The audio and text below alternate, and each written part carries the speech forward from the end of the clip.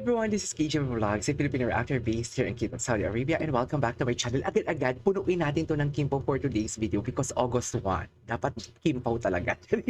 So once again, longer, agad-agad gawin natin yung reaction video kasi may nakita akong video ng Kimpo. Akala ko picture lang talaga. So video pala talaga sila, which is came from Don Bell. So thank you so much talaga, Don Bell fan. Alam mo, subuko na talaga yung Don Bell na yan. Subuko na talaga. Isa sila sa mga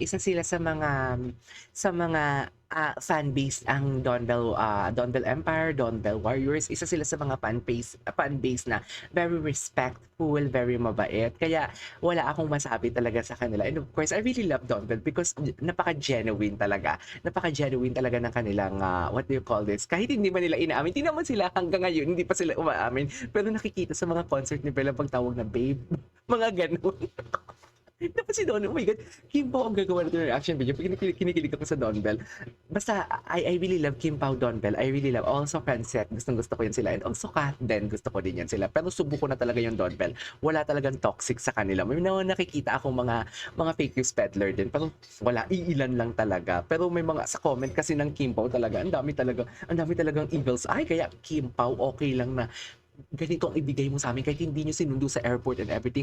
Okay lang na ito yung ayuda, ito yung indikasyon, masaya na kami dito. And let's just be thankful na meron mga ganitong chika. Hindi mo na mga nagja-jogging sila. Pero at least, umandar man yung utak natin. Hindi lang tipong puro nood lang tayo. Dapat ina-analyze din natin yung pinapanood natin. Diba? Para alam mo yung tumatak talaga sa utak natin.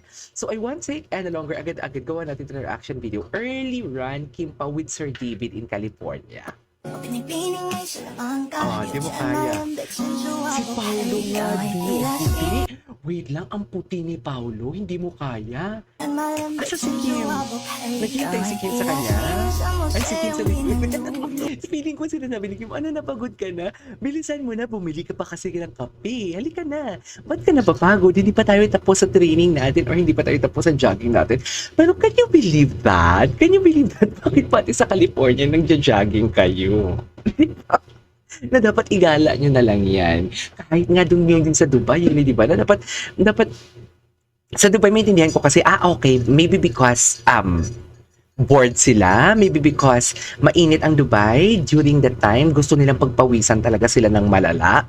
Pero kasi kahit sa US pa naman, actually kahit bagyo nga nagwo-workout sila Ganun na ba talaga ka-solid ang kanilang foundation? Di ba yan palang mapapaisip na Kaya ewan ko ba, bakit ang daming na-o-offend na marang nagsasabi na hindi naman sinundo ni Paolo si Kim. Hindi ko alam kung hindi ko alam ko talaga bakit ang daming na-o-offend sa ganun. Kasi pero may nagchika sa akin or may nag-comment ata na parang pero hindi ko naman din kasi mapaniwalaan yung, pero thank you so much. Hindi lang ako sure kung legit ba talaga or what na. Si Paolo is andun sa car, nasa labas, naghihintay kay Kim. Nakita niya talaga daw si Paolo, and sa loob, si Kim ang fans pumasok sa loob, nakita daw si Kim, sobrang ganda and sobrang bait daw. So yun lang, parang iwiwi mo yung option. Nasabi ko na din to kanina, pero baka hindi nyo napanood yung una kong reaction video na parang tatapusin nyo ba? Or magkukonklud lang ba kayo sa isang sitwasyon na hindi sinundo si Pao? Compare doon sa mga nakikita natin before na nangyari na hindi sinundo ni Pao si Kim.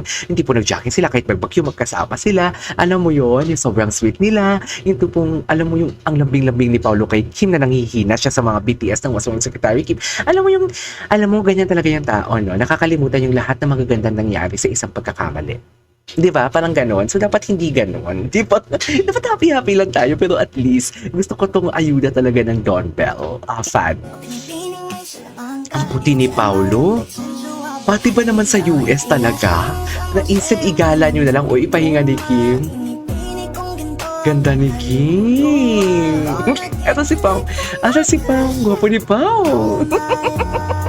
Ay, alam mo, thankful din ako, di ba, kakamanifest natin na sana kung mag-workout man sila or kung makita man sila ng Kim Pao, sana kahit malayo lang, wag silang istorbohin, hayaan natin silang mag-enjoy. At least ang Don Bell fan, kahit hindi siya Kim Pao, paka Kim Pao din naman siya. Pero alam mo yung, hindi niya talaga in-istorbo, hindi niya linapitan, malayo lang talagang pagkuha niya talaga ng video. I love that. Nire-respect niya yung personal space ng tao. Love that. Anyways, ito pala, may clear copy. Tignan mo si Kim! Oh my God! This is so amazing for today's... Ay, tapos na yun? Yun na yun siya. Isa pa. Balikan mo ang hindi. Naputol talaga siya. Naputol talaga siya, dear. Anyways, what's next? At bakit wala na? O, diba? Mag-restart muna tayo ng internet natin siguro. Wala na bang video for today's video? Maghanap pa tayo ng hindi pa natin nakita for today's video. Hanap tayo. Ay, ito yung tumatawa si Kim. Don Bell, pandito na tayo eh. Ay, ito. Ay, ito yung Upon Arrival. Hindi ko ito napanood. Kim po sa kalang forever, faithful and blessed.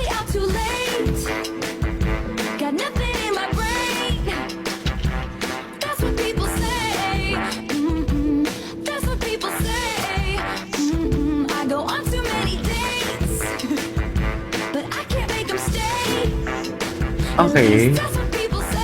Gwapo ni Paolo. Ay, medyo fatty-fatty pa din si Paolo. Anyways, next natin. Ang ganda. Ang gwapo talaga ni Paolo. Ito ata yung ginamit kong picture kahapon na parang hindi sinundo si Paolo. Ang point ko kasi is parang nilagay ko yung picture ni Paolo doon para sabihin lang kung ganito ba naman kagwapo ang sumama. Kung ganito ba naman kagwapo ang sumundo sa'yo. Parang yung point ko kasi doon, kung ganyan kagwapo susundo sa akin, diretso kami sa bahay. Parang yun yung point ko kasi. So parang hindi kami nagkaintindihan at medyo pumitik ako sa nabasa ko. Parang ano ba to? Hindi niya ba ina-analyze? Or feeling ko basher lang talaga yun. Okay, what's next? Ito, Kim Chiu Ika Pamilya Stars. Ito, ang nag-comment sa akin kahapon, andito daw siya sa ganitong, andito daw siya makikita natin, I don't know kung makikita natin siya sa frame, pero ang sabi niya talaga sa akin kahapon is, nag-comment siya na parang, nakita niya si Pao sa likod daw na nasa labas, nasa loob ng sasakyan. Yun yung chika niya.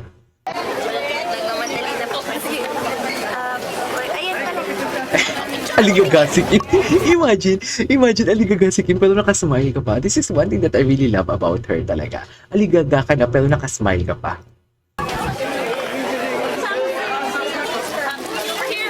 Tapos, ay si Papa P! Andito din pala. Hindi ko ito nakita. Iba yung nakita ko si Maymay. Si Sir Augie. Okay. Feeling ko marami mamayang ayuda. Diba? Ang gwapo ni Pao. Ay, napanood na natin ito kahapon eh. Masayahin talaga si Kim, no? Wala ka talagang maibabato sa kanya. Kaya hindi ko alam bakit ang daming nagchichika talaga na parang, alam mo, dinidefend ko talaga si Kim na parang, pag may mga nababasa ako sa comment section na parang si Kim daw yung tipong alam mo yung mga caption, 'di ba? Na parang parang pinapalabas yung si Kim yung habol kay Paolo. Tigilan niyo nga ako.